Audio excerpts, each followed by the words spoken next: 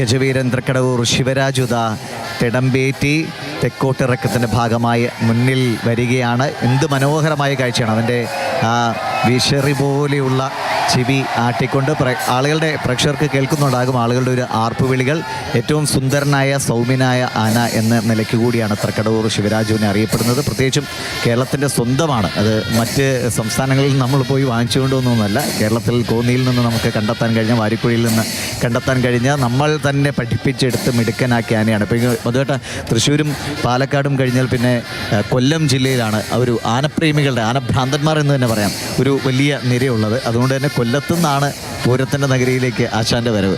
കൊല്ലത്ത് ചരിത്രത്തിൽ തന്നെ ഇതിഹാസ സമാനരായ ആനകളുണ്ടായിരുന്ന സ്ഥലമാണ് കൊല്ലം. കൊട്ടാരക്കര ചന്ദ്രശേഖരനൊക്കെ പോലെയുള്ള ഐതിഹ്യമാലയിൽ ഇടം പിടിച്ചിട്ടുള്ള ആനകൾ കൊല്ലത്ത് നിന്നുണ്ട്.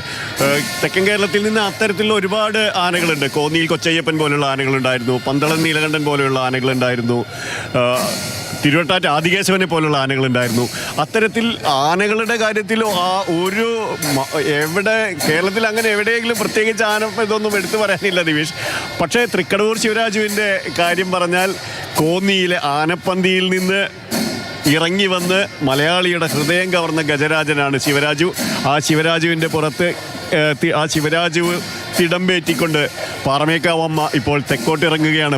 ഈ നെറ്റിപ്പട്ടത്തിൽ സാന്ധ്യസൂര്യൻ്റെ ശോഭ തിളങ്ങുന്നതാണ് തീർച്ചയായും ഈ കുടമാറ്റത്തെ മനോഹരമാക്കുന്ന ഒന്ന്.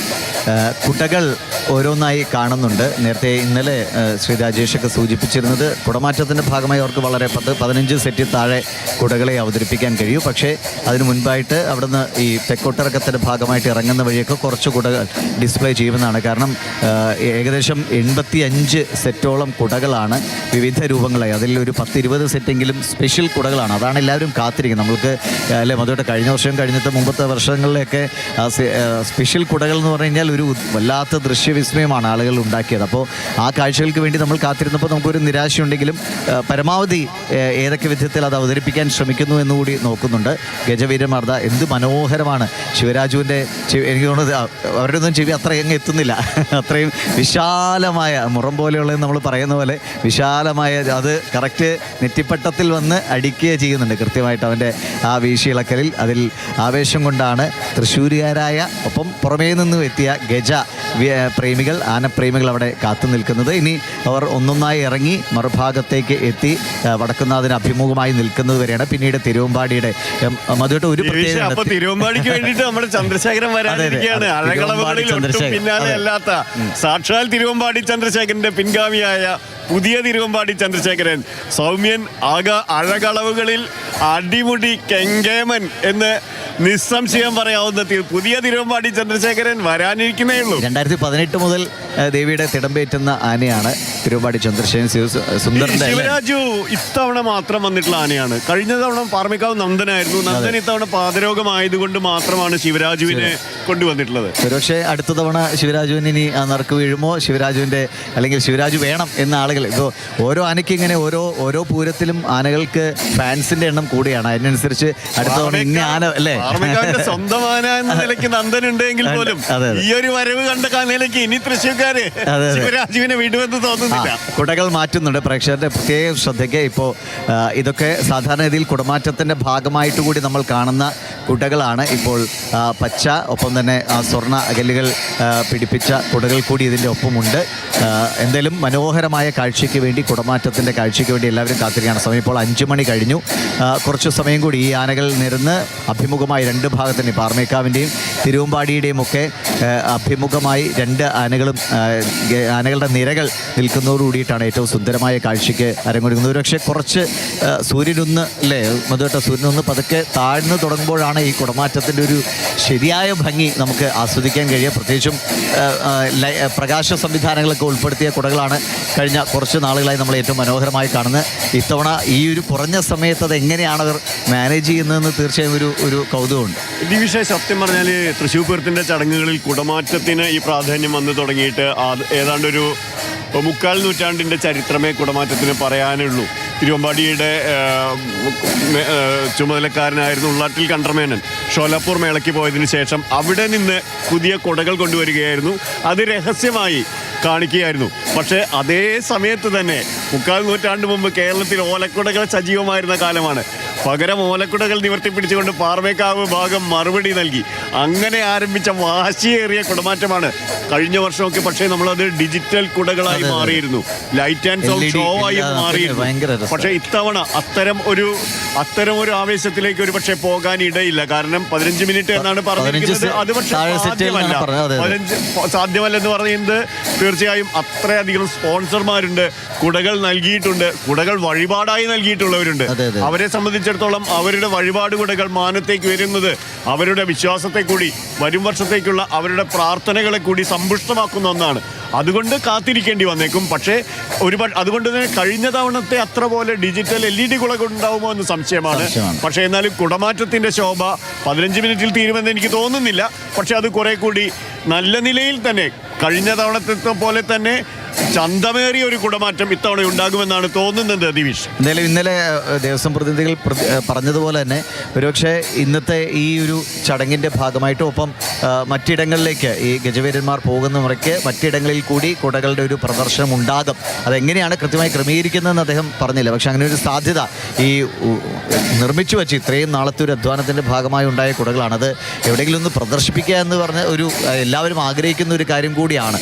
അപ്പോൾ അതിൻ്റെ ഭാഗമായി ഒരുപക്ഷെ ആ നിലയ്ക്കുള്ള ഒരു പ്രദർശനം ഉണ്ടായിരിക്കും. പക്ഷേ കുടമാറ്റ ചടങ്ങ് എന്നത് അങ്ങനെ വിപുലമായ നിലയിൽ കൊണ്ടുപോകേണ്ട എന്നത് ആ ഒരു ദുരന്തത്തിൻ്റെ പശ്ചാത്തലത്തിൽ എടുത്ത തീരുമാനമാണ്. അതുകൊണ്ട് തന്നെയാണ് ആ നിലയ്ക്ക് മുന്നോട്ട് പോകുന്നത്. 15 മിനിറ്റിൽ 15 സെറ്റിൽ താഴെ കുടകളെന്നാണ് പറഞ്ഞിരിക്കുന്നത്. എങ്ങനെയാണ് ഇന്ന് നമുക്ക് ഈ വരും മണിക്കൂറുകളിൽ അറിയാം. പക്ഷേ ആളുകളെല്ലാം ആ കിട്ടുന്ന 15 മിനിറ്റ് ആണെങ്കിൽ പോലും അത് ഏറ്റവും സുന്ദരമായ ഒരു കാഴ്ചയാകും എന്ന പ്രതീക്ഷയോടെയാണ് ഗജവീരന്മാർ കുണുങ്ങി വരുന്നതിൻ്റെ ഒരു ആനച്ചന്തം എന്ന് നമ്മൾ എപ്പോഴും പറയും. പ്രത്യേകിച്ചും തിരുവമ്പാടിക്ക് ഇപ്പോൾ പാറമേക്കാവിന് ഈ ഒരു അവസരമുണ്ട്. പക്ഷേ ഈ കുടമാറ്റം തുടങ്ങിയാൽ തിരുവമ്പാടിക്കാണ് ഏറ്റവും മനോഹരമായ പശ്ചാത്തലം. ആ വടക്കുന്നാഥൻ്റെ ഗോപുരത്തിൻ്റെ പശ്ചാത്തലത്തിൽ നിരന്ന് നിന്ന് ആ കുടകൾ ഉയർത്തുമ്പോഴുള്ളൊരു അഴക് ഒന്ന് വേറെ തന്നെയാണ്. പ്രത്യേകിച്ചും സൂര്യപ്രകാശം പതുക്കെ അതൊരു ഓറഞ്ച് നിറത്തിലേക്കൊക്കെ മാറി പ്രകാശം സിന്ദൂര നിറത്തിലൊക്കെ വന്നടിക്കുകയും ഒപ്പം ഈ മനോഹരമായ കുടകൾ അതിലെ അലുക്കുകളിലൊക്കെ ഈ പ്രകാശം തട്ടിയുണ്ടാകുന്ന ഒരു ദൃശ്യവിസ്മയത്തിന് വേണ്ടിയുള്ള കാത്തിരിപ്പാണ്. നമ്മൾ പ്രേക്ഷകർ ശ്രദ്ധയ്ക്ക് തിരക്ക് അത്യാവശ്യം നല്ലപോലെ ഉണ്ട്. സാധാരണഗതിയിൽ ഉള്ളതിൻ്റെ അത്രയും ഇല്ലെങ്കിൽ പോലും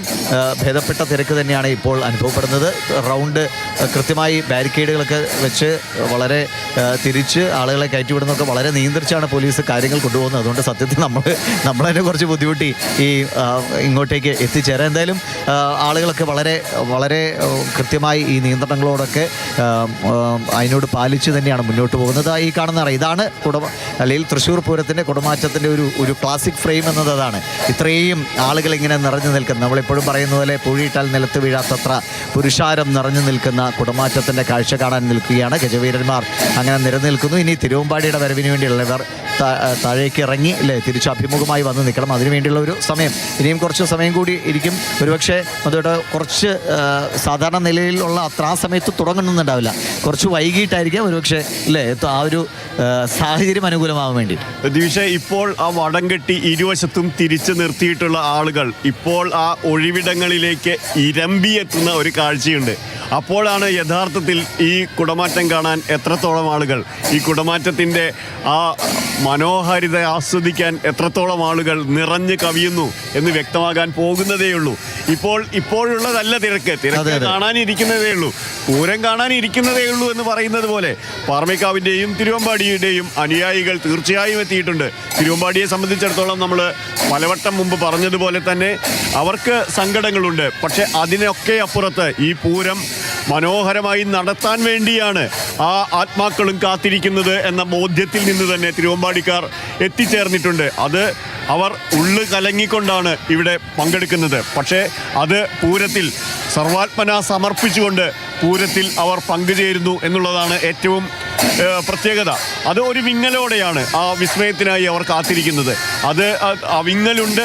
പക്ഷേ അതോടൊപ്പം തന്നെ ഈ പൂരത്തിൻ്റെ ചടങ്ങുകൾ അതിമനോഹരമാക്കാൻ തങ്ങളുടെ പ്രാണൻ തന്നെ ബലിയർപ്പിച്ചവർക്ക് വേണ്ടി കൂടിയാണ് അവർ കാത്തു നിൽക്കുന്നത്. ദിവിഷ്, ഇപ്പോൾ ഈ ദൃശ്യങ്ങളിൽ പ്രേക്ഷകർക്ക് കാണാം, ഇതിലൊരു അതിരുകളേ ഇല്ല. കാണുന്ന കാണികളും മേളക്കാരും ആനകളും ഒക്കെ അല്ലേ ഇടകലർന്ന് നിൽക്കുന്നത് പോലെ അത്രയും ഇതാണ് പൂരത്തിൻ്റെ ഒരു എപ്പോഴുമുള്ള കാഴ്ച.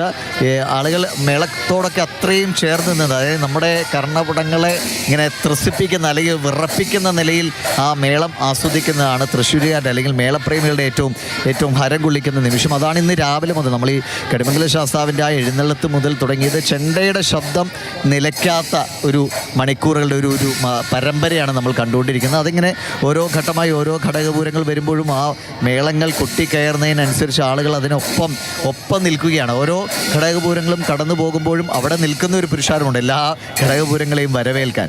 ഇനി അതിനുശേഷം ഈ എലിഞ്ഞത്തറ മേളവും കൂടെ കഴിഞ്ഞോടുകൂടി ഇനി കാഴ്ചയുടെ അല്ലേ മേളത്തിനൊപ്പം ദിവസം തിരുവമ്പാടി പാറമേക്കാവിന്റെ രാജേഷ് പറഞ്ഞൊരു പ്രധാനപ്പെട്ട കാര്യമുണ്ടായിരുന്നു. ഒരുപക്ഷെ ഇറങ്ങുന്നതിനിടയിൽ തന്നെ കോട്ടിറക്കത്തിനിടയിൽ തന്നെ അവർ കൂടുതൽ കുടകൾ മാറ്റും, കുടകൾ പ്രദർശിപ്പിക്കും എന്ന് പറഞ്ഞിരുന്നു. കാരണം അവസാനം ഇരുകൂട്ടരും മുഖാമുഖം നിന്നുള്ള സമയക്രമം ചുരുക്കുന്ന സാഹചര്യത്തിൽ അവരെ സംബന്ധിച്ചിടത്തോളം മുഴുവൻ ഈ കുടകളും അവർക്ക് പ്രദർശിപ്പിക്കാതിരിക്കുക വയ്യ. നേരത്തെ പറഞ്ഞതുപോലെ വഴിപാടാണ്. ആ സാഹചര്യത്തിൽ അവർ അതിനനുസരിച്ചാണ് കുടകൾ കൂടുതൽ സെറ്റുകൾ അവിടെ അണിനിരത്തി തുടങ്ങി.